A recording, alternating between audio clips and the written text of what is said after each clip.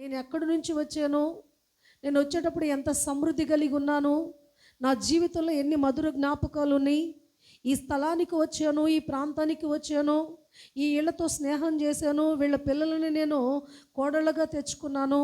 అయితే ఒకవేళ దేవుని చిత్తము లేకుండా నేను ఈరోజు ఆయన చిత్తాన్ని నేను వ్యతిరేకించి ఈ ప్రాంతానికి వచ్చినందుకు నా జీవితంలో చేదు అనుభవమే మిగిలింది అని ఏడ్చుకొని తను ఒకసారి తన యొక్క జీవితాన్ని పరిశీలన చేసుకొని ఒక ఆలోచన కలిగి ఉంది. ఏమిటి అనంటే, ఇక ఈ జీవితాన్నైనా కానీ నేను అర్థవంతంగా ఖర్చు పెట్టుకోవాలి, వెళ్ళిపోవాలి నా ప్రాంతానికి అనుకుని తను సమస్తాన్ని కోల్పోయిన తర్వాత ఒక ఆలోచన చేసుకొని అక్కడి నుంచి బయలుదేరటానికి ఇష్టపడింది.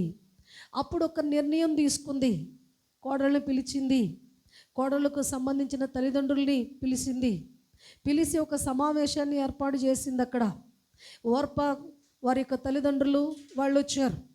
అయితే వాళ్ళ ముందే మాట్లాడుతుంది. ఏమిటనంటే, నాకు ఇక కుమారులు లేరు కాబట్టి మీ కుమార్తెలు ఇక్కడ ఉండటం మంచిది కాదు, నేను వచ్చిన నా ప్రాంతానికి నేను వెళ్ళిపోవాలని ఆశ కలిగి ఉన్నాను కాబట్టి నేను వెళ్ళాలనుకుంటున్నాను, మీ అమ్మాయిని మీరు తీసుకుని వెళ్ళిపోవచ్చని ఓర్పా తల్లిదండ్రులకు చెప్పింది.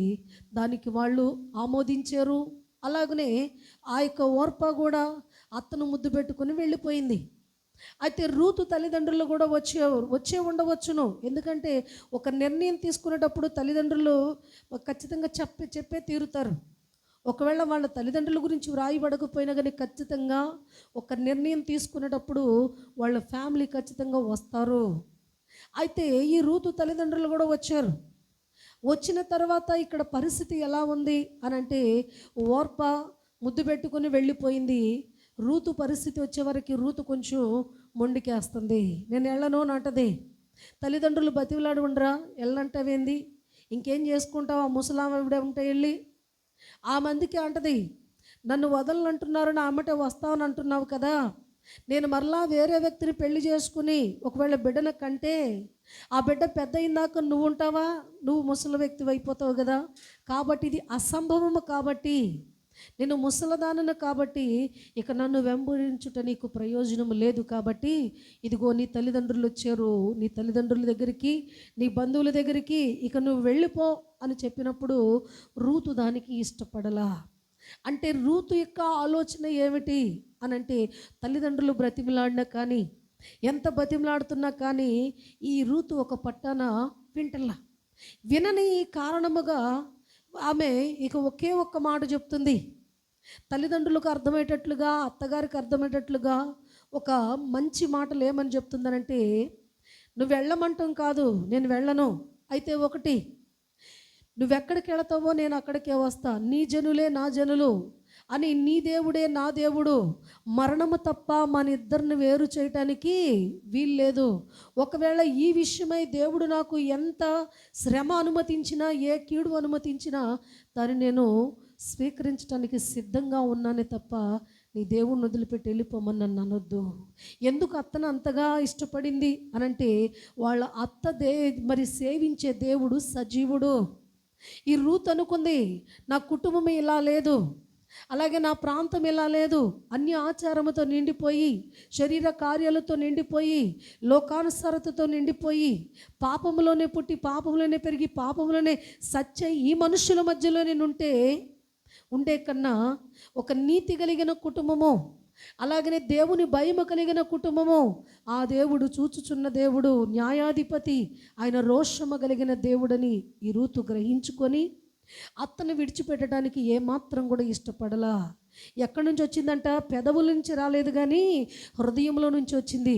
ఏమని వచ్చింది, మరణము తప్ప నన్ను వేరు చేయడానికి వీల్లేదంటే తల్లిదండ్రులు ఏమనుకుని ఉంటారు, ఇక మన మాట వినే స్టేజ్లో లేదు అని. ఒకవేళ నయోమి తప్పు అని అనటానికి నయోమి తప్పు కూడా లేదు. అంటే తన మనసుకు నచ్చింది, వాళ్ళు సేవించే దేవునికి బాగా కనెక్ట్ అయిపోయింది కాబట్టి ఇక ఆమెను వదిలిపెట్టి మన బిడ్డ మన దగ్గరకు రావటం అనేది ఇది జరగని పని అనుకుని వాళ్ళు ఏడ్చుకుంటా వెళ్ళిపోయి ఉండవచ్చును. హల్లెలూయా. అయితే ఇలాంటి పరిస్థితిలో ఇక్కడ ఈ యొక్క రూతును మనం జ్ఞాపకం చేసుకున్నట్లయితే ఈమె మరలా ఎక్కడికి వచ్చింది, ఎక్కడికి వచ్చేసిందంట? నయోమి వెంట ఈమె బెత్లెహేముకు వచ్చేసింది. ఈ యొక్క బెత్లెహేముకు వచ్చిన తర్వాత రూతు గురించి, అలాగే రూతు యొక్క నడవడి గురించి ఒక మంచి సాక్ష్యము కొద్ది కాలంలోనే తెలిసిపోతుంది కదా. కొత్తవారు ఎవరైనా వచ్చారంటే, ఏదైనా కోడళ్ళు వచ్చారనంటే వాళ్ళ గుణలక్షణాలు అట్టి తెలిసిపోతూ ఉంటాయి. అయితే మంచి అయినా కానీ చెడైనా కానీ రెండు కూడా స్ప్రెడ్ అయిపోతూ ఉంటాయి. ఇలాంటి పరిస్థితిలో అనతి కాలంలోనే ఆమె యొక్క విధేయత, ఆమె యొక్క భయభక్తులు, లోబడే తత్వము ఇవన్నీ కూడా ఎక్కడికి వెళ్ళిపోయినాయి అంట? పురద్వారమున నిలుచున్న పెద్దల దగ్గరికి వెళ్ళిపోయినాయి. అంటే పెద్ద మనుషుల దగ్గరికి వెళ్ళిపోతే వాళ్ళు రూతును ఏమని కొనియాడుతున్నారు అనంటే, ఈమె ఇశ్రాయేలుల వంశమును వర్ధిల్లజేసిన రాహేలును పోలిన దానిగాను, లేయాను పోలిన దానిగాను ఆశీర్వదించబడింది అంటున్నారు. అప్పుడు ఈమె స్థానం ఎలా మారిపోయింది అనంటే, బోయోజును వివాహము చేసుకుంది. బోయోజును వివాహము చేసుకుని ఇంటికి తెచ్చినప్పుడు ఆమెను గురించి మాట్లాడుకుంటున్న పెద్దలు పలికిన మాటలు ఇవి. అయితే ఈరోజు అంత గొప్ప స్థానంలోకి, దేవుని యొక్క వంశావళిలోకి ఈ రూతు చేర్చబడడానికి కారణం ఏంటి? అసలు అర్హురాలేనా?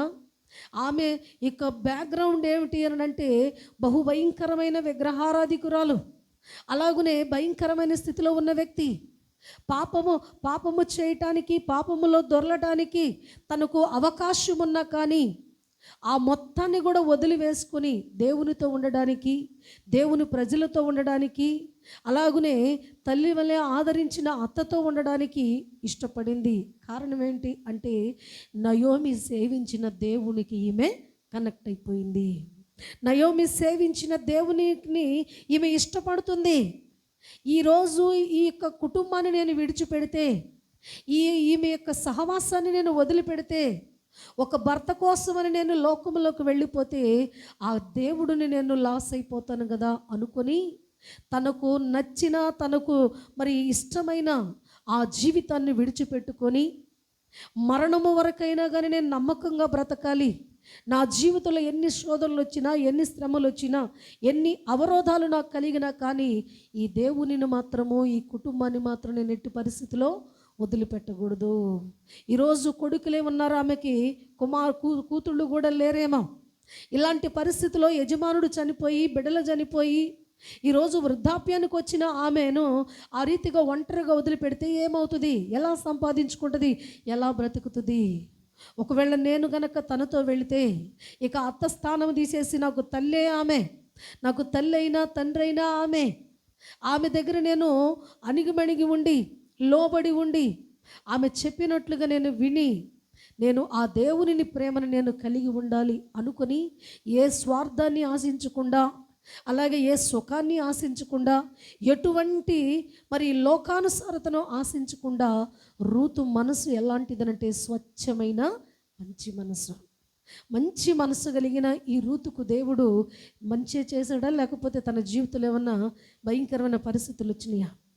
అసలు స్టార్టింగ్లోనే తన యొక్క యజమానుడు కాబోయే వాని చేలోకి ఆమె వెళ్ళి ఆ యొక్క బోయోజుని వివాహము చేసుకొని, ఈ యొక్క చరిత్ర అంతా మనకు తెలుసు. కానీ ఇశ్రాయేలు వంశాన్ని వర్ధిల చేసిన ఆ యొక్క స్త్రీలతో ఈమె పోల్చబడింది అంటే, ఈమె అసలు అర్హురాలేనా అంటే, వాస్తవంగా మనం ఆలోచన చేస్తే అర్హురాలు కాదు.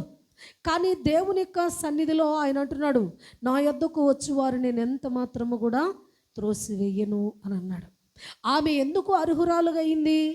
ఎందుకు దేవుని ఆశీర్వాదాన్ని ఆమె పొందుకునే ఆ గొప్ప ఆధిక్యతను సంపాదించుకుంది అంటే, రూతులో ఏమేమి తీసివేసుకుందనంటే, రూతు మొదట లోకానుసారత తొలగించుకుంది, అలాగునే శరీరానుసారమైన సుఖాన్ని తొలగించుకుంది. ఎవరి కోసమో?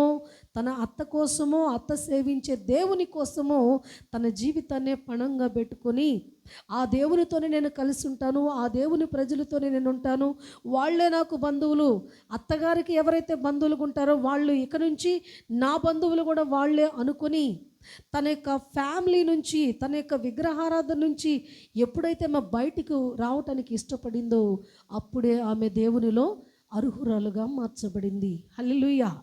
ఈరోజు ఆయన పరిశుద్ధ సన్నిధిలో, అందుకనే దేవుని సన్నిధానానికి వచ్చిన మన జీవితంలో దేవుడు చూసేది ఏమిటి అనంటే, మనలో ఉన్న వ్యర్థత తొలగించుకోకుండా సంవత్సరాలు మనము ఇలాంటి ఎన్ని ఆరాధనలో మనము హాజరైనా కానీ మార్పు ఉంటుందంటారా? దీవెన కలుగుతుందా? మన జీవితాలు బాగుపడతాయా అనంటే, నిజంగా మనం చూడగలిగినట్లయితే రూతు ఎంతో మంచి మాదిరి చూపిస్తూ ఉంటుంది. ఇప్పుడు కూడా అనేకులకి ఇంకా అన్య ఆచారాల్లోనే ఉంటూ ఉన్నారు. కానీ రూతును చూసి నేర్చుకోవాలా. తన పెదవులను కూడా ఎత్తలా. తన తల్లిదండ్రులు కానీ, తన బంధువులు కానీ, తన దేవతలు కానీ, తనకు కలిగిన సమస్తను కూడా విడిచిపెట్టుకోవడానికి నష్టంగా ఎంచుకొని అసలు ఆ జనాంగాన్నే వదిలేసుకొని స్వచ్ఛమైన వ్యక్తిగా కడిగిన ముత్యంలాగా ఇక్కడ యెరూషలేములో ఇక్కడ ప్రియమైన దేవుని బిడ్డలారా అడుగు పెట్టినప్పుడు తన జీవితం ఎలా మారిపోయిందనంటే దీవెనకరంగా మారిపోయింది, ఆశీర్వాదకరంగా మారిపోయింది. ఆమె యొక్క గర్భవాసం నుంచి యేసుక్రీస్తు ప్రభువారు ఈ లోకానికి రావటానికి ఇష్టపడ్డాడు ఆయన. ఎందుకని? ఒక మనిషిగా ఉండి నీవే ఇన్నిటిని తగ్గించుకొని ఉంటే తగ్గించుకున్న నిన్ను మరి నేను హెచ్చించాలి కదా అనుకుని ఒక మంచి సాక్ష్యాన్ని రూతుకు ఇచ్చి చక్కగా అనేకులకు మాదిరిగా ఇచ్చినట్లుగా చూస్తున్నాం. లోకంలో ఈ యొక్క అత్తకోడళ్ళు ఎంతోమందికి మాదిరి. ఈరోజు అత్తకోడళ్ళు ఎంతోమందికి మాదిరిగా రూతు నయోమి నిలబడ్డారు. నయోమి కూడా అంతే, ఒక బిడ్డలాగా చూసుకుంది. అందుకనే రూతు వదిలిపెట్టలేకపోయింది. వీళ్ళ యొక్క మరి సహవాసము చూడండి ఎంత బాగుందో. వీళ్ళిద్దరూ అంతకాలము కలిసి ఉండడానికి, అలాగనే వాళ్ళు అలా వారి యొక్క జీవితాన్ని నడిపించడానికి గల కారణం ఏంటో తెలుసా? ఇద్దరు మనసులో ఎవరున్నారంట? భేదాభిప్రాయాలు కానీ, హెచ్చు తగ్గులు కానీ, స్వార్థము, అసూయ కానీ, పగ, ద్వేషాలు కానీ, చిన్న చూపులు కానీ ఇవేమీ లేవు. ఏమున్నాయి అంటే ఇద్దరు హృదయాల్లో దేవుడున్నాడు. ఇద్దరు ప్రేమించేది ఆయననే, ఇద్దరు ఆరాధించేది ఆయనే. ఆ నిజ దేవుడు ఎప్పుడైతే వారి హృదయాల్లో ఉన్నాడో ఇక్కడ ఆ యొక్క మనసులు ఎలా కలిసిపోయినాయి అనంటే ఒక తల్లి బిడ్డల మనసులాగా కలిసిపోయి ఆ దేవునిని వారు హత్తుకున్నట్లుగా చూస్తున్నాం. అందుకు ఒక అన్యురాలైన ఆమెకు దేవుని ఆశీర్వాదం పొందుకోవడానికి అర్హురాలుగా ఎంచి తన గర్భవాసమును ఆయన లోకానికి రావటానికి ఇష్టపడ్డాడు. అది భక్తి జీవితం అని అంటే. భక్తి చేస్తున్నాము అని అంటే మనం ఏదో టైము ఎట్లా అనుకుంటామనంటే ఈ టైంకి వెళితే బాగుంటుంది, ఇలా చేస్తే బాగుంటుంది అనుకుంటాం. కానీ మనసులో ఒక ఆశ ఉండాలి. దేవుని సన్నిధిలో దేవునిని వెతకాలి, దేవునిని కలుసుకోవాలి, దేవునితో మాట్లాడుకోవాలి, దేవునితో ఆరాధించుకోవాలి, దేవునితో నేను కొంత సమయాన్ని నేను గడుపుకోవాలి అన్న ఆశ మనలో ఉన్నప్పుడు మనము ఇంటి దగ్గర కూడా అలాగనే కొన్ని పనులను మనం బంధించేసుకుంటూ ఉంటాం. అలాగనే త్వరగా దేవుని సన్నిధికి వచ్చి ఆయనకు ప్రథమ మరి స్థానాన్ని మనం ఇచ్చినప్పుడు ఆయన ఖచ్చితంగా మనల్ని ఆయన దృష్టి ఉంచుతాడు అనేది మనము జ్ఞాపకం చేసుకోవాలి. అందుకని ఇంత దేవుని పరిశుద్ధ సన్నిధిలో అనర్హురాలుగా ఉన్న తన జీవితాన్ని దేవుడు అర్హత కలిగిన వ్యక్తిగా మార్చి పరిపూర్ణమైన ఆశీర్వాదాన్ని రూతుకు ఇచ్చి రూతు జీవితాన్ని ధన్యురాలుగా చేసినట్లుగా మనం చూస్తూ ఉంటున్నాం. తన భక్తి జీవితము ఈనాడు అనేకులకు మాదిరి అని వాక్యం సెలవిస్తూ ఉంటున్నది. అలాగే మనం చూడగలిగినట్లయితే ఇక్కడ ఈ యొక్క బెత్లెహేములో ఉన్న పెద్దలు ఇద్దరు వ్యక్తులను మాట్లాడారు. రాహేలును గురించి, లేయా గురించి మాట్లాడారు. అసలు ఈ రాహేలు ఎవరు, ఈ లేయా ఎవరు, వీళ్ళ పరిస్థితి ఏమిటి అనంటే ఈ లేయా రాహేలు లాబాను కూతుళ్ళు, అలాగనే యాకోబుకు భార్యలు వీరిరువురు. అయితే ఒకసారి వీళ్ళ విషయాన్ని కూడా మనం చూద్దాము. రాహేలులో ఉన్న ఆధిక్యత ఏమిటో మనం చూద్దాం. ఆదికాండము 30వ అధ్యాయం వచనం చూద్దాం. రాహేలు తను యాకోబునకు పిల్లలు కనకపోవుట చూచి తన అక్క యందు అసూయపడెను. చాలమ్మ. ఇక్కడ మనం చూస్తే ఈమె చూడండి ఎవరితో పోల్చి మాట్లాడారు? ఋతుని రాహేలుతో పోల్చి మాట్లాడాడు. రాహేలును మనం ఒకసారి చూస్తే రాహేలు మనసు అంత మంచిది కాదు అనేది ఇక్కడ మనకు కనబడుతుంది. రాహేలులో యొక్క మనస్తత్వం, మనసులో ఏమున్నదంట? అసూయ ఉన్నది. ఎవరి పట్ల అసూయ కలిగి ఉన్నది? తన సొంత అక్క పట్ల అసూయ కలిగి ఉంటున్నది. అంటే ఇప్పుడు అసూయ కలిగిన ఈమెను కూడా దేవుడు ఆశీర్వదిస్తాడా అనంటే చూద్దాం. ఆమెను దేవుడు ఏ రీతిగా పరీక్షించాడో, ఏ విధముగా ఆమె అర్హురాలయ్యిందో కొన్ని మాటలు మనము దేవుని వాక్యలోనే ధ్యానం చేసుకోవచ్చు. ఇక్కడ మనము చూడగలిగినట్లయితే మొట్టమొదటిగా అసూయను మనం చూస్తూ ఉంటున్నాం. ఇలా అసూయ గురించి మనం చెప్పుకుంటూ పోతే అసూయ పడుట వల్ల నష్టమే తప్ప లాభం అనేది లేదు. ఎందుకనంటే యోసేపు పట్ల అన్నలో అసూయపడ్డారు. చివరికి ఏం జరిగింది? ఆ తమ్ముడు ఏ కళ అయితే చెప్పాడో ఆ కళ ఆఖరికి నెరవేరి తమ్ముడు కాళ్ళు పట్టుకున్నంత పని చేశారు. అంటే తమ్ముడి విషయంలో వారు అసూయపడి దేవుని ప్రణాళికనే మార్చాలని చూశారు.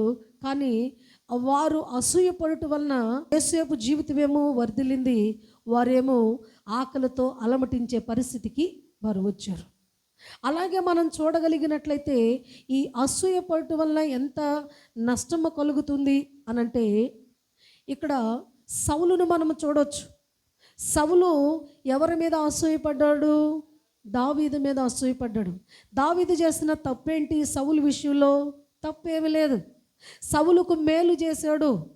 సౌలు దేవుని యొక్క ఆత్మ కలిగి ఉన్నాడని, ఒక మంచి ఆ యొక్క రాజుగా ఏలుతున్నాడని, ఒక సున్నతిలేని ఫిలిష్తీయుడు నా ప్రజలను తృణీకరించుచున్నారు అన్న కోపముతో చిన్నవాడైనా కానీ యుద్ధము యెహోవాదని ఇక్కడ దావీదు బరిలో దిగి 6 మూరల జానుడెత్తగలిగిన గొల్యాతును మరి హతమార్చి ఆ ప్రాంతం అంతా కూడా విజయ సంకేతాన్ని ఎగరవేస్తే దానికి బదులుగా సౌలు ఇచ్చిన గిఫ్ట్ ఏంటో తెలుసా?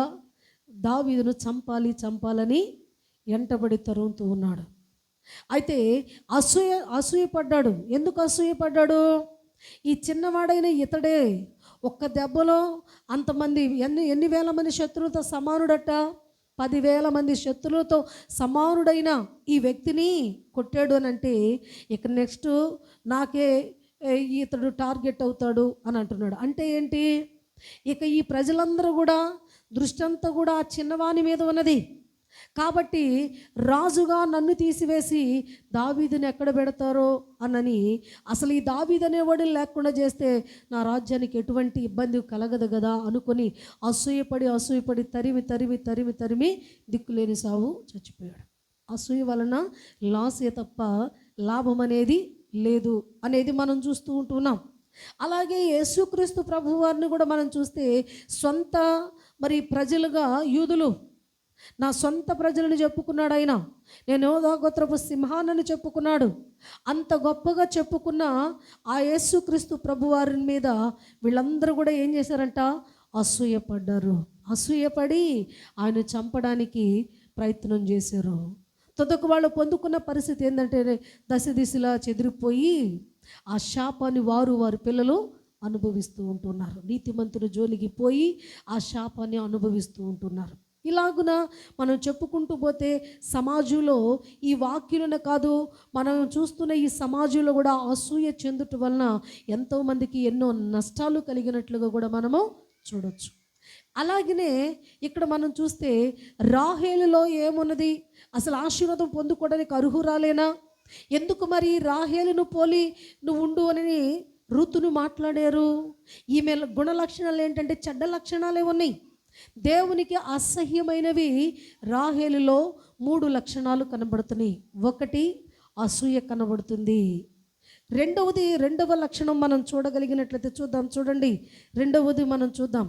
ఆదికాండము 31వ అధ్యాయము 19వ వచనాన్ని కూడా మనం చూద్దాం.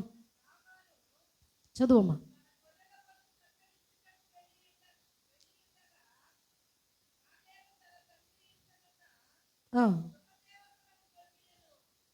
ఇక్కడ మనం చూడగలిగినట్లయితే రెండవదిగా రాహేలులో ఏమున్నది అని అంటే దొంగతనం ఉన్నది.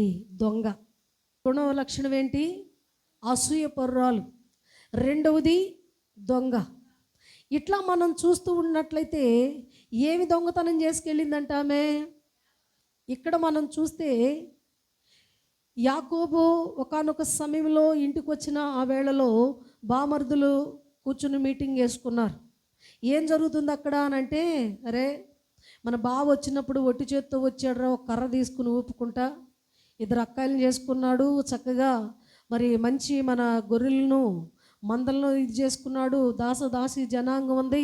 ఆయన పరిస్థితి మామూలుగా లేదురా, మనకంటే ధనవంతుడైపోయాడు, మామూలుగా లేదు, బావ మామూలుగా సంపాదించుకోలేదు ఇక్కడికి వచ్చి అని చెప్పుకుంటుంటే ఆ మాటలు యాకోబుకి వినబడి ఈ నిన్న మొన్న ఉన్నట్లుగా లేరు, వీళ్ళలో మార్పు వచ్చింది అనుకొని లాభానులో మార్పు వచ్చింది. ఇప్పుడేమో లాభాను కొడుకుల్లో మార్పు వచ్చింది. నేను ఇన్నేళ్ళు కొలువు చేసి నన్ను వీళ్ళు ఒట్టి చేతులతోనే పంపించేటట్టున్నారు అనుకొని ఇక వీళ్ళతో చెప్పి సంప్రదింపులు జరుపుకుని వెళితే మంచిది కాదు, వెళ్ళనివ్వరు అనుకొని భార్యలిద్దరిని వారు చక్కగా సిద్ధపరచుకొని తన యొక్క కుటుంబాన్ని మొత్తాన్ని, తన కలిగిన సమస్తాన్ని ఈ యొక్క మామ ఫ్యామిలీకి తెలియకుండా మొత్తానికి ఊరు దాటించేసే ప్రయత్నంలో యాకోబు ఉన్నాడు. వెళ్ళిపోయే ఈ పరిస్థితిలో రాహేలు చేసిన పని ఏంటనంటే ఆ తండ్రి యొక్క గృహదేవతలను దొంగిలించుకొని తీసుకుపోయింది. సరే, వాళ్ళు వెళ్ళిన తర్వాత ఆ యొక్క విషయం తెలిసింది లాబానికి. లాబాన్ ఏం చేశాడు, ఇంత పని చేస్తాడా, వచ్చేటప్పుడు ఏమీ లేకుండా వచ్చాడు, ఇంత తీసుకుని వెళ్ళిపోతున్నాడు, మాట మాత్రం కూడా చెప్పకుండా. నేను ఏదో ఒకటి సెటిల్ చేసేవాడిని కదా. ఎందుకో తెలుసా, యాకోబుకి ఎన్నిసార్లు జీతం మార్చాడంట? 10 సార్లు. 10 సార్లు జీతం మార్చినా కానీ దేవుని ఆశీర్వాదం యాకోబు మీద ఉన్నది కాబట్టి వృద్ధి చెందుతూనే ఉన్నాడు. అయితే ఈ 10 సార్లు జీతం మార్చినోడు మొత్తం సంపాదించిందల్లా నువ్వు తీసుకుని పోయి అని చెప్తాడా? పొరపాటును కూడా చెప్పడం. అందుకని ఇక్కడ యాకోబు ఏం చేశాడంటే చెప్పా చేయకుండా మొత్తాన్ని తీసుకుని వెళ్ళిపోతే లాబాన్ ఏమో నూరుకున్నాడా? తన బంధువులను తీసుకొని యాకోబు అంతు తేల్చాలన్నట్లుగా మొత్తానికి ఫైటింగ్కి వెళితే అతడు కాస్త సమీపించినప్పుడు కొంచెము ఇక విశ్రాంతి తీసుకోవడానికి ఒక రాత్రికాల సమయంలో పండుకుని ఉన్నప్పుడు లాబానుతో దేవుడు మాట్లాడతాడు. నువ్వు యాకోబును తరమటానికి నువ్వు వెళుతున్నావు, యాకోబుతో మరి మంచే కానీ చెడే కానీ ఏది కూడా నువ్వు మాట్లాడొద్దు, అతను వెళ్ళనివ్వు అని చెప్పినప్పుడు అతనికి ఒక హెచ్చరిక దేవుడి నుంచి వచ్చినప్పుడు లాబాను కామైపోతాడు. వచ్చి అప్పుడు యాకోబును కలుసుకున్నప్పుడు యాకోబుతో మాట్లాడతాడు. ఏంటి అల్లుడా ఇలాంటి పని చేసావు? నువ్వు వెళ్తున్నానని తెలిస్తే నేను మేళతాళాలతో, నేను వాయిద్యాలతో నేను నిన్ను సాగనంపేవాడిని కదా.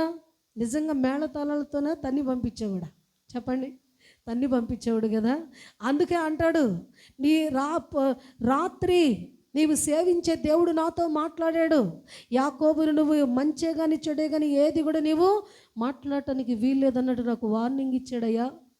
కాబట్టి కనీసం నేను పిల్లలను ముద్దు పెట్టుకోకుండానే, పిల్లలను పలకరించుకోకుండానే ఎందుకు ఇలా పారిపోతున్నావని అప్పుడు సావధానంగా మాట్లాడాడు. అంటే వార్నింగ్ ఇచ్చింది ఎవరు? దేవుడు వార్నింగ్ ఇచ్చాడు. తన యొక్క మరి తనను సేవించే దేవుని ఆశీర్వాదం పొందుకున్న వ్యక్తి జోలికి సొంత మామ వచ్చినా కానీ ఆయన ఊరుకోను అన్నట్లుగా లాబానుకు వార్నింగ్ ఇచ్చినప్పుడు మంచిగా సంప్రదింపులు అక్కడ జరుగుతాయి. అయితే లాబాను మాట్లాడిన విషయం ఏమిటయ్యానంటే, సరే చెప్పకుండా వచ్చావు బాగానే ఉంది, నీ సంపాదన సంపాదించుకున్నావు బాగుంది, అయితే నువ్వు వచ్చేవాడు రాకుండా నా గృహదేవతలను ఎందుకు దొంగిలించావు అని యాకోబుతో మాట్లాడతాడు.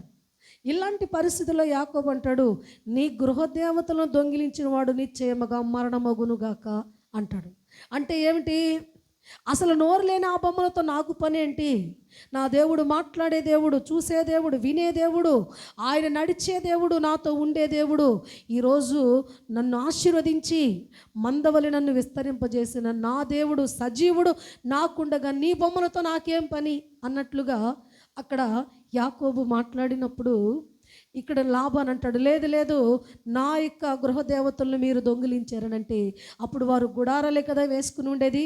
అప్పుడు యాకోబు అంటాడు కదా, నీకు డౌట్ వచ్చింది కాబట్టి ఎవరు గుడారంలో ఏమన్నాయో చూసుకో. లేయా గుడారంలో చూశాడు, ఆ తర్వాత లేయా యొక్క దాసి గుడారాన్ని, ఆ తర్వాత రాహేలు యొక్క దాసి గుడారాన్ని, అక్కడున్న గుడారాలన్నీ చూసినప్పుడు ఆఖరికి ఎక్కడికి వచ్చాడయ్యా, ఏం చేశారయ్యా? దొంగ ఎవరు? రాహేలు. ఎక్కడ దొంగిలించిందంటే, దొంగతనం చేసి ఏం చేసిందంటే, అక్కడ ఒంటెలు ఉంటాయి కదా, ఆ ఒంటెలకు సంచుల్లాగా ఉంటాయి కొన్ని వస్తువులు పెట్టుకోవడానికి, అవి లాక్కుని వెళ్తాయి. ఆ దొంగిలించేసి ఆ సంచిలో వేసేసి పైన ఎక్కి కూర్చుంది. ఒంటి పైన ఎక్కి కూర్చుంది. దొంగ కదా, దొరికిపోద్ది అన్నీ చూస్తే. పైనెక్కి కూర్చొని ఇక ఈమె ఏమంటుందో తెలుసా, తండ్రి వచ్చాడు ఎదుగుతున్నాడు. ఎదిగినప్పుడు అంటుంది కదా, నన్ను దిగమని అనొద్దు, ఎందుకంటే నేను కడగా ఉన్నాను, నేను లేవలేను, నన్ను ఇబ్బంది పెట్టొద్దు, నేను ఇక్కడ నుంచి నేను దిగలేను అన్నట్లుగా సాకులు చెప్తుంది. అన్నీ వెతికాడు కానీ ఆమె కూర్చుంది. తర్వాత నేను కడగా ఉన్నాను అంది కాబట్టి ఇక ఆమె జోలికి రాలేదు. ఆయన వెతికి ఇక వెళ్ళిపోయాడు. అయితే ఇక్కడ రాహేలు ఎందుకు దేవుని ఆశీర్వాదం పొందుకుంది? దొంగ కదా, ఎందుకు ఆశీర్వాదం పొందుకుంది? ఇంకొక లక్షణం, దేవునికి అసహ్యం అనేది ఇంకొక లక్షణం ఆమెలో ఉంది. ఏంటయ్యా అని అంటే ఇక్కడ చూడండి, దేవుని యొక్క వాక్యంలో మనం చూస్తే ఆదికాండము 31:35 వచనాన్ని మనం చూద్దాం. ఒక్క మాట. తన తండ్రితో, తమ ఎదుట నేను లేవలేనందున తాము కోపపడకూడదు, నేను కడగా ఉన్నానని చెప్పెను. చాలమ్మా. అంటే ఇక్కడ మూడవది ఏం చేస్తుంది? ఈమె అబద్ధం ఆడుతుంది. అసలు సామెతల గ్రంథంలో 12:22లో ఒక మాట ఉంటుంది. ఏమని ఉంటుంది చూడండి ఒక మాట. అబద్ధమాడు పెదవులు యెహోవాకు హేయములు, సత్యవర్తనులు ఆయనకు ఇష్టలు. హల్లెలూయా. ఇక్కడ మనం చూసినట్లయితే అబద్ధమాడే పెదవులంటే యెహోవా కంటే హేయము, ఇష్టము లేదు అని మాట్లాడుతున్నాడు. కానీ రాహేల్లో ఏమన్నది? అబద్ధమాడుతుంది, నేను కడగా ఉన్నాను, నేను లేవలేనని అబద్ధం ఆడుతుంది. ఇలాంటి పరిస్థితులలో ఈ 3 చెడ్డ లక్షణాలు కలిగిన ఈమె ఎందుకు అర్హురాలైంది దేవుని దీవెనకు? ఎందుకు ఈమెకు చరిత్రలో ఒక మంచి స్థానము వచ్చింది? ఎందుకు ఈమె ధన్య చరిత్రాలు కాగలిగింది? ఆ ఇశ్రాయేలు వంశాన్ని వర్ధల చేసిన ఒక మంచి స్త్రీ స్థానాన్ని ఎందుకు పొందుకుంది ఈమె అని మనం ఒకసారి ఆలోచన చేస్తే ఒక మాట మనం చూద్దాం. చూడండి, ఆదికాండము 35 మొదటి వచనం చూద్దాం. చూడండి, దేవుడు యాకోబుతో, నీవు లేచి బేతేలునకు వెళ్ళి అక్కడ నివసించి నీ సహోదరుడైన ఏశావు ఎదుట నుండి నీవు పారిపోయినప్పుడు నీకు కనబడిన దేవునికి అక్కడ బలిపీఠము కట్టమని చెప్పగా, యాకోబు తన ఇంటి వారితో, తన యొద్దనున్న వారితోనూ మీ యొద్దనున్న అన్య దేవతలను పారవేసి మిమ్మును మీరు శుచిపరుచుకొని మీ వస్త్రములను మార్చుకొనుడి, మనము లేచి బేతేలునకు వెళ్ళుదము,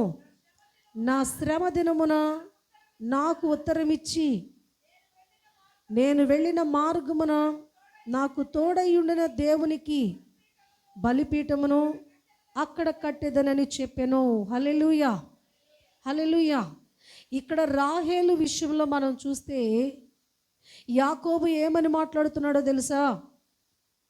నా శ్రమ దినమున దేవుడు నాకు తోడయ్యుండి ఈరోజు నన్ను ఈ రీతిగా ఆశీర్వదించి, ఇంకోటి నా తండ్రి ఇంటి నుంచి నేను వచ్చినప్పుడు తండ్రిని మోసగించి అన్నను మోసగించినప్పుడు నా ప్రాణాలు తీయాలని చూసినప్పుడు నా అన్నకు కూడా సమాధానం ఇచ్చిన ఆ దేవునికి నేను బలిపీఠము కట్టాలి. కాబట్టి నా దేవుని సన్నిధికి మనం వెళుతున్నాం.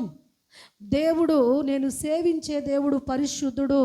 కాబట్టి మీ యొద్ద ఏమైనా అన్య దేవత ప్రతిమలు కానీ ఇలాంటివి విగ్రహాలు కానీ ఏమైనా ఉంటే మొత్తాన్ని పారవేయండి, మొత్తాన్ని తీసివేసుకొని మీరు శుభ్రపరడండి, మిమ్మల్ని మీరు శుచిపరుచుకొని పరిశుద్ధపరుచుకొని ఆయన సన్నిధికి మీరు రండి అని ఒక పిలుపు చెప్పినప్పుడు అప్పుడు పడేసిందంట రాహేలు ఆ యొక్క విగ్రహాన్ని. హల్లెలూయా.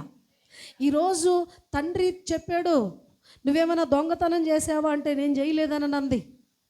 భర్త మాట్లాడాడు, ఆ దొంగతనం ఎవరైతే చేస్తారో ఆ విగ్రహం ఎవరి దగ్గర అయితే దొరుకుతుందో వాళ్ళు నిశ్చయంగా మరణిస్తారని చెప్తే ఎంత ఇష్టపడిందో చూడండి. విగ్రహాలకి ఈమె ఎంత కనెక్ట్ అయిందో. విగ్రహాలకి కనెక్ట్ అయిపోయి ఏదో పేరుకు భర్త సేవించే దేవుణ్ణి ఆరాధిస్తుందే కానీ మనసు మారలా. నూతనపరచబడలా, తన క్రియలు మార్చుకోలా, తన ప్రవర్తన దిద్దబడలా. అందుకనే తండ్రికి విధేయత చూపించలేకపోయింది, భర్త మాటలకు కూడా విధేయత చూపించలేకపోయింది.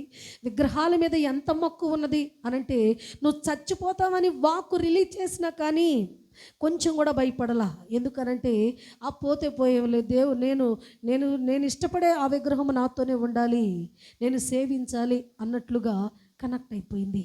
ఇలాంటి మనిషి ఎప్పుడైతే తన భర్త మాట్లాడుతున్నాడు, నా కష్టకాలమున, నా శ్రమ దినమున నా దేవుడే గనక నాకు తోడై లేకపోతే ఈరోజు నేను అనేవాడిని ఉండేవాడిని కాదు. నా అన్న మనసును మార్చాడు దేవుడు, అలాగే నీ తండ్రిని మనసును మార్చాడు దేవుడు అని తనకు కలిగిన మరి దేవుని మీద ఉన్న తన యొక్క ఇష్టతను, దేవుడు ఎంత శక్తివంతుడు అన్న విషయాన్ని యాకోబు తన భార్యలకు వివరముగా చెప్పుకున్నట్టు ద్వారా అప్పుడు కఠినమైన తన మనసును మార్చుకొని అప్పుడు తీసి పారవేయుటను బట్టి ఇప్పుడు ఆమె ఏ స్థానానికి వచ్చింది?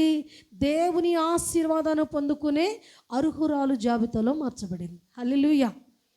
ఈరోజు ఆయన పరిశుద్ధ సన్నిధిలో మనం చూడగలిగినట్లయితే చూడండి, ఈమె జీవితంలో అసూయ ఉన్నది, ఆ తర్వాత దొంగతనం ఉన్నది, అబద్ధం ఉన్నది. ఈ మూడు ఉన్నంతసేపు తనకు జీవితంలో ఏ దీవెన లేదు. ఏదో మొత్తానికి భర్తను బట్టి దీవెన ఆశీర్వాదాన్ని పొందుకునే ఉందే కానీ దేవునికి నిజముగా కనెక్ట్ అయిన వ్యక్తి కాదు.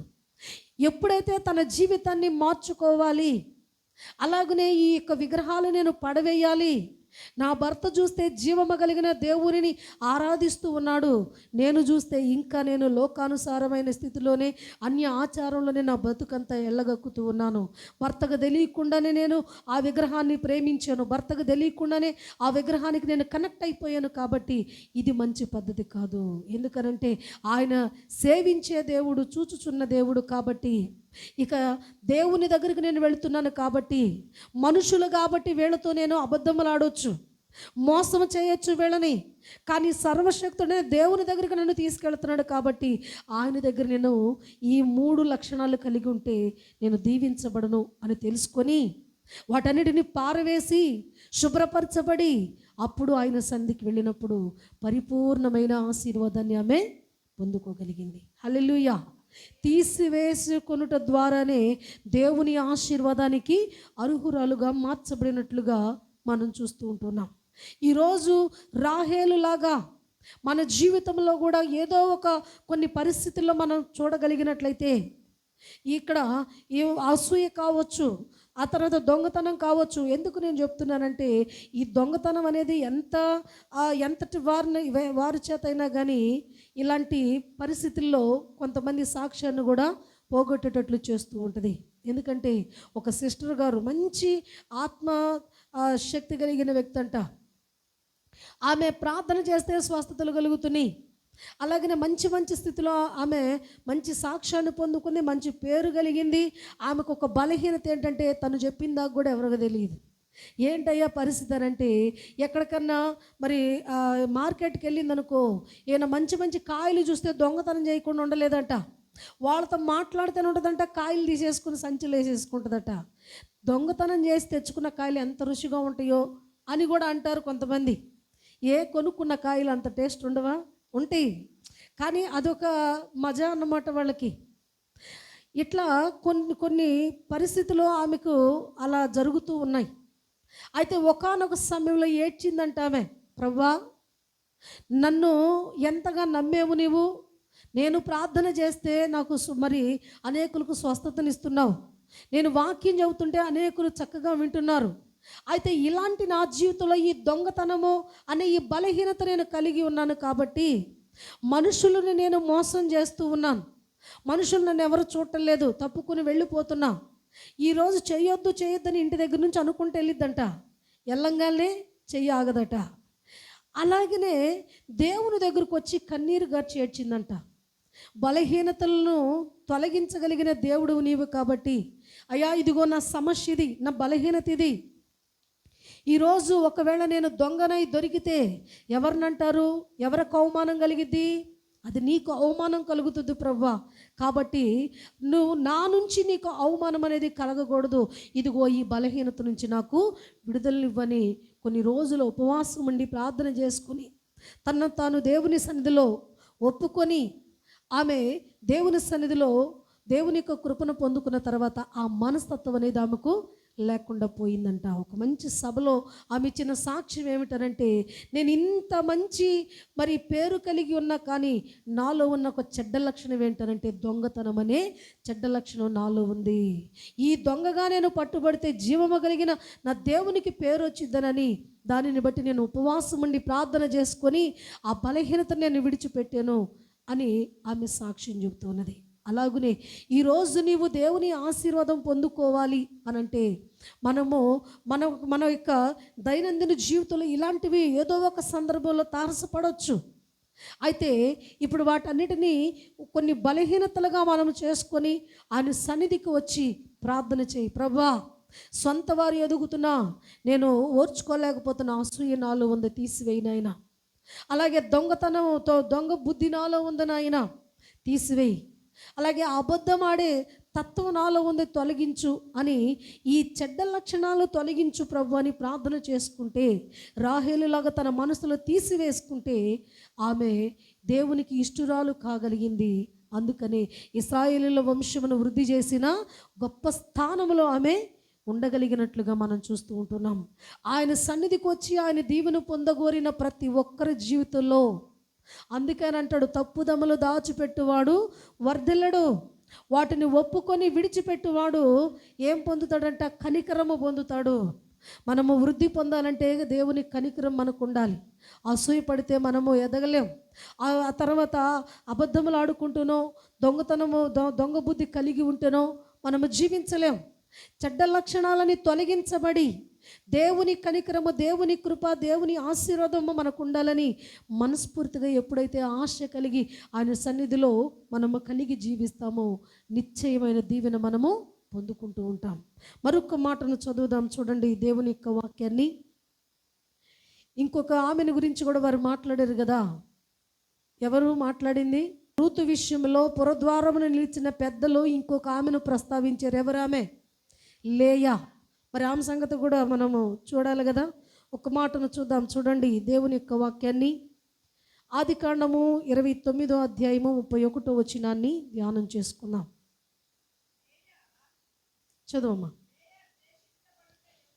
లేయా ద్వేషించబడుట యెహోవా చూచెను, ఆమె గర్భము తెరిచెను, రాహేలు గొడ్రాలయ్యుండెను. లేయా గర్భవతి అయి కుమారుని కని, యెహోవా నా శ్రమను చూచియున్నాడు గనుక నా పెనిమిటి నన్ను ప్రేమించును గదా అనుకొని అతనికి రూబేను అను పేరు పెట్టెను. ఆమె మరలా గర్భవతి అయి కుమారుని కని, నేను ద్వేషించబడితినన్న సంగతి యెహోవా విన్నాడు గనుక ఇతను కూడా నాకు దయచేసిననుకొని అతనికి షిమ్యోను అను పేరు పెట్టెను. చాలమ్మా, ఇక్కడ చూస్తే ఇక్కడ ఇదంతా కూడా లేయా విషయంలో కృతజ్ఞత కనబడుతుంది. దేవుని ఆశీర్వాదం పొందుకోవాలంటే ఇక్కడ మనం చూడగలిగినట్లయితే దీనులై ఉండాలి. దేవుని ఆశీర్వాదం రావాలంటే దీనులై ఉండాలి. అందుకనే తనను తాను తగ్గించుకున్నవాడు హెచ్చించబడును అని వాక్యంలో సెలవిస్తుంది. ఇక్కడ లేయా విషయానికి మనం చూస్తే ఈమె ద్వేషించబడిందట. ద్వేషించబడుట ఎవరు చూశారు?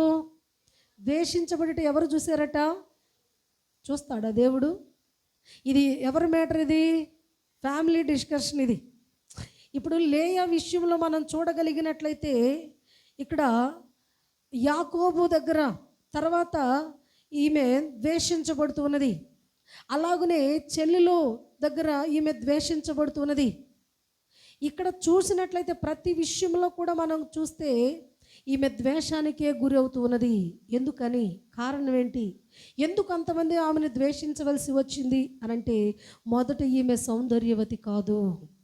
తర్వాత చూస్తే ఆమెకు జబ్బు ఉంది.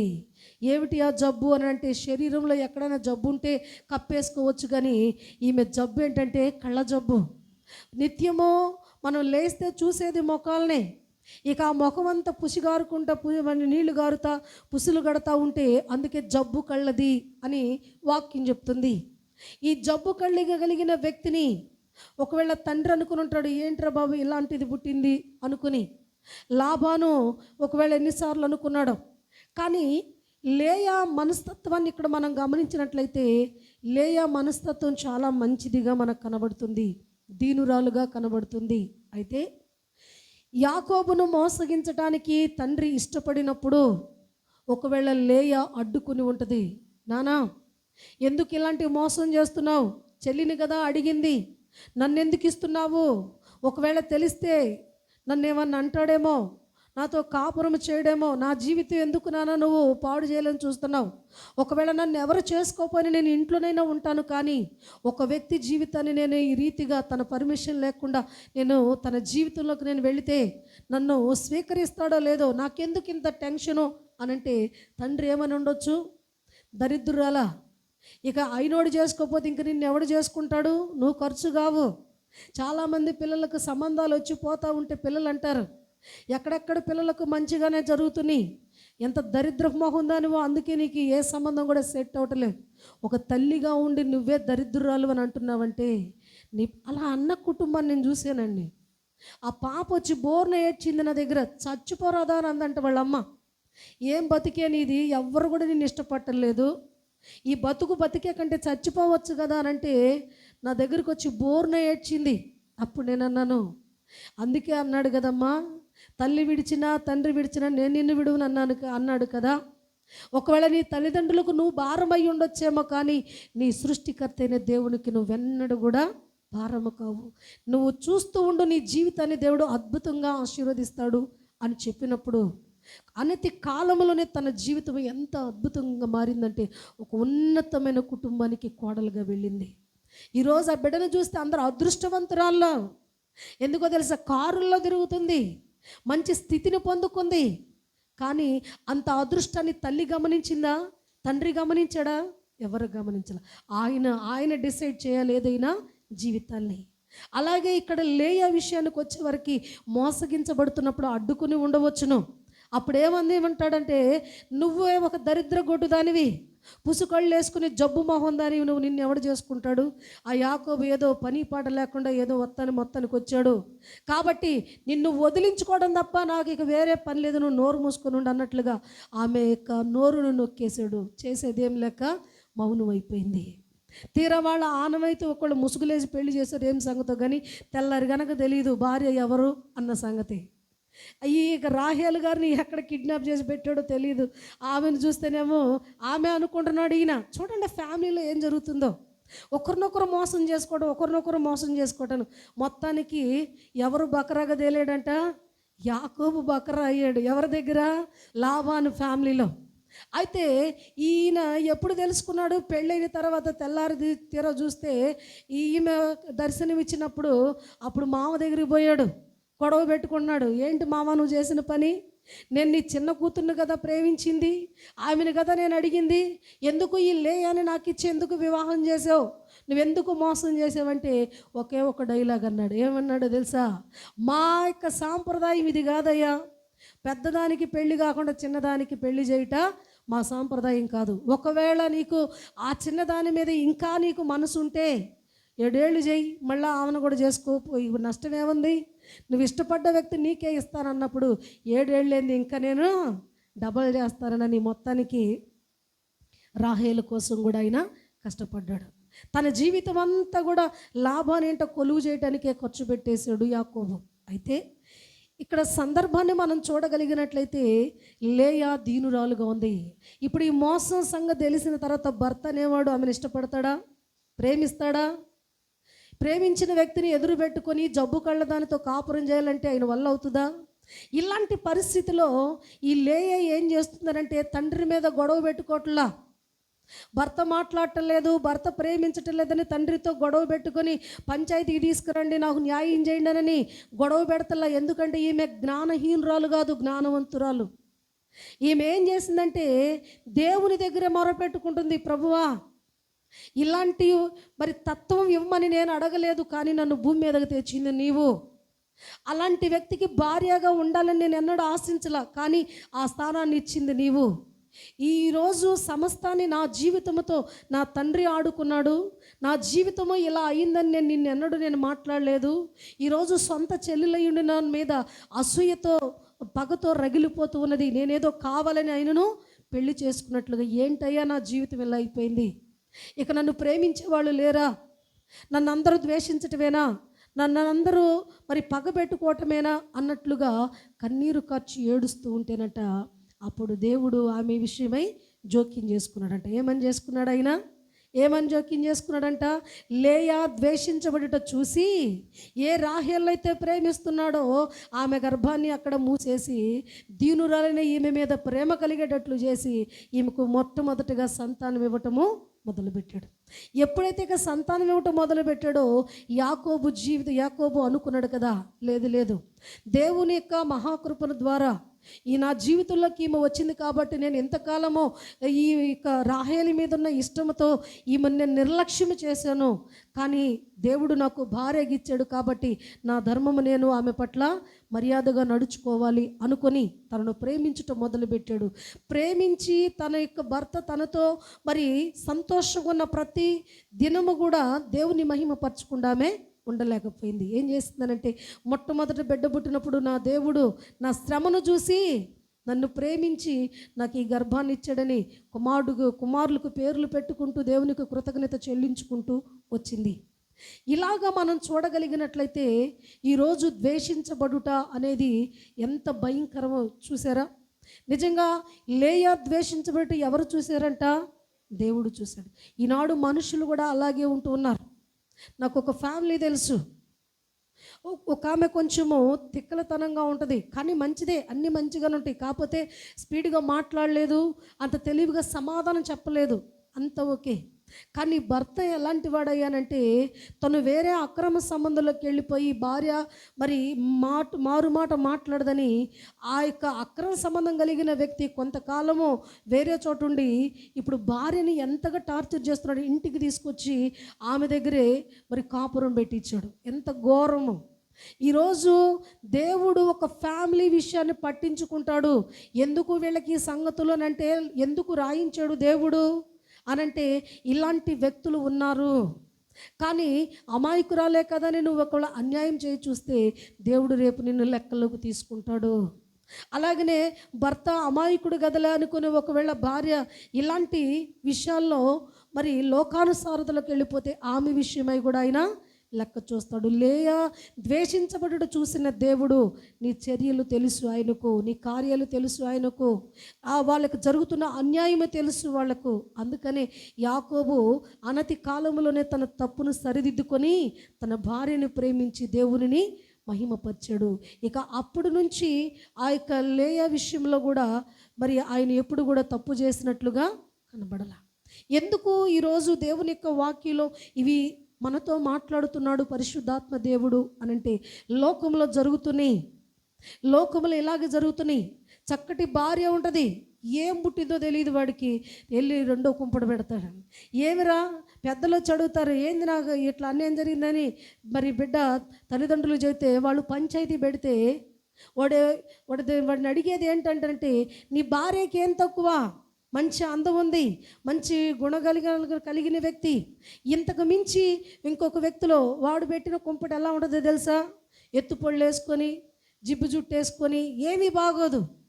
కానీ వాడు అంటాడు కదా, నా కళ్ళతో చూడండి అని అంటాడు. ఎందుకని? ఈమెలో లేని అందం ఆమెలో చూశాడట. ఇట్లా చూస్తే మరి ఒక స్త్రీ విషయంలో కూడా అంతే. భర్త మంచోడు, మంచిగా సంపాదిస్తున్నాడు, కష్టపడి పని చేస్తున్నాడు, పగలంతా మరి నీ కోసం నీ బిడ్డల కోసం అంత శ్రమ పడుతున్నాడు, అతనికి నువ్వు ద్రోహం చేయొచ్చా? ఎందుకు నువ్వు ఎలా చేస్తున్నావు అని అడిగితే, ఏమో నాకు తెలీదు, అతనంటే నాకు ఇష్టం లేదు. మరి లేనప్పుడు ఎందుకు చేసుకున్నావు? ఈరోజు సమాజం ఎలా ఉందంటే ఇలాగే ఉంటున్నది. అయితే ఒక్క విషయం గుర్తుపెట్టుకోవాలి, అమాయకులే గదలా అనుకొని ఒకవేళ నీ ఇష్టానికి తిని తాగి తిరిగి నువ్వు ఎంత విషయంలోనైనా కానీ లెక్కలేని స్థితిలో ఒకవేళ నీ ఫ్యామిలీని నువ్వు మోసగించచ్చేమో, కానీ ఆకాశమందున్న దేవుడు, నీ కళ్ళిచ్చిన దేవుడు ఆయన చూస్తున్నాడు అన్న విషయాన్ని మాత్రం నీవు గుర్తుపెట్టుకోవాలి. ఈరోజు అందుకనే ఆయన పరిశుద్ధ సన్నిధిలో మనం చూడగలిగినట్లయితే ఇప్పుడు భార్య ఆ స్థితిలో ఉండి భర్త ఆ స్థితిలో ఉంటే బిడ్డలు ఎట్లా అయిపోతారు? దుర్మార్గులైపోతారు. ఈరోజు ఆయన పరిశుద్ధ సన్నిధిలో ఒక పురుషునికి ఒకే భార్య ఉండాలనేది దేవుని చట్టం. అది ఈ చట్టాన్ని ఎవరు కూడా మీరకూడదు. అయితే ఇక్కడ ఇప్పుడు మనం చూస్తే మరి యాకోబు గారికి ఇద్దరు ఉన్నారు కానంటే ఆయన కావాలని చేసుకున్నాడా? ఏం చేశారంట? అప్పుడు అది అజ్ఞాన దశ, చూసి చూడని కాలం అది. ఇప్పుడైతే అన్నిటికీ లెక్కలనేవి దేవుడు ఉంచి ఉన్నాడు. అయితే ఈరోజు దేవుని పరిశుద్ధ సన్నిధిలో నువ్వు ఇతరులను ఆకర్షిస్తున్నావు కదా, నువ్వు ఇతరులను ఆకర్షించి పరాయి పంచను నువ్వు పొంచి ఉన్నావంటే నీ పంచను పొంచేవో ఒక దరిద్రుడు ఒకడు ఉంటాడు. అందుకని మనము జ్ఞాపకం చేసుకోవాలి, ఆయన పరిశుద్ధ సన్నిధిలో నువ్వెందుకు ఆ యొక్క పెడత్రోవకి వెళ్ళిపోతావు? ఈరోజు దేవుడు నీకు ఇచ్చిన ఆ భార్యను నువ్వు జాగ్రత్తగా చూసుకున్నప్పుడు, నువ్వు జరిగించాల్సిన ధర్మము, నువ్వు ప్రేమించాల్సిన విధము తనకు ప్రేమ అందినప్పుడు ఇలాంటి జారత్వానికి కానీ వ్యభిచారానికి కానీ తావనేది ఉండదు. అందుకనే ఇక్కడ లేయా ద్వేషించబడుట యెహోవా చూచి ఆమె విషయమై అక్కడ మరి గొప్ప న్యాయము జరిగించినట్లుగా మనం చూస్తున్నాం. ఏ వ్యక్తి అయితే ద్వేషించబడిందో ఆ వ్యక్తి సంతానాన్ని కంటూ అందుట్లో కుమారులు కంటూ ఉంటే యాకోబుకు సంతోషం కలిగింది, మనసు మార్చుకున్నాడు, భార్యను ఇరువురిని కూడా సమానంగా ప్రేమించుట మొదలుపెట్టాడు. కాబట్టి ఈరోజు ఆయన పరిశుద్ధ సన్నిధిలో దేవుని ఆశీర్వాదానికి అర్హులుగా ఎంచబడిన ముగ్గురు స్త్రీలను గురించి మనము ధ్యానం చేసుకున్నాం. మొట్టమొదటిగా అర్హురాలుగా ఎంచబడింది ఒక ఆమె. ఎవరామె? రూతు.